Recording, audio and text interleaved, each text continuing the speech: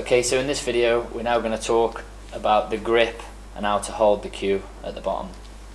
So how you would naturally hold the cue is the best way to hold the cue at the back. It's hard to teach someone the way to hold the cue, but how you would naturally grip it is normally the best way.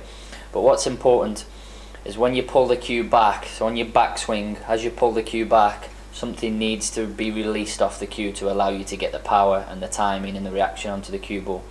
So as you pull the cue back, you need to either release from the back. This is obviously exaggerated, but it needs to be released from the back, or as you pull the cue back, the front needs to be released. Now, for example, to release the front, that would be something like Ronnie O'Sullivan would do.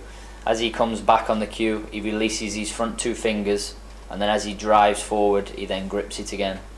Someone like John Higgins would be the opposite. As he pulls the cue back, he releases the back two fingers, sometimes three fingers, depending on how much power he needs. He would release at the back and then play the power shot and grip the cue.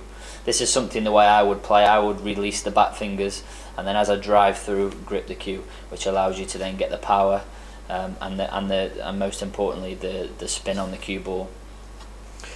So every shot would you be using the release technique? No, it's not every shot. Normally on the power shots and when you're after getting a lot of reaction on the cue ball, like if you're playing a deep screw shot and you're trying to create a lot of power, or playing a hard shot with topspin to get the topspin to drive forward, you need that release off the back, because if nothing comes off the cue, you can only take the cue as far back as your wrist allows the cue to go back before it starts hurting, basically. So you have to be loose grip.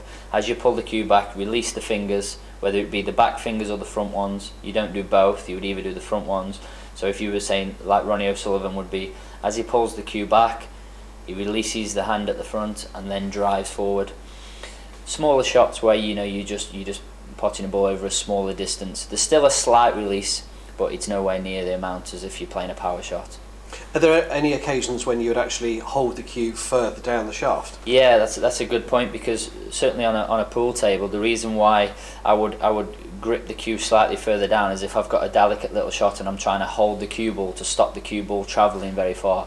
What I would then do is I would then move my hand closer to the cue ball, and then I would slightly come down the cue, maybe just half a hand's width down the cue, which then gives you a little bit more control and makes you feel a little bit more compact on the cue. For more videos from Gareth Potts, please visit HomeleisureDirect.com.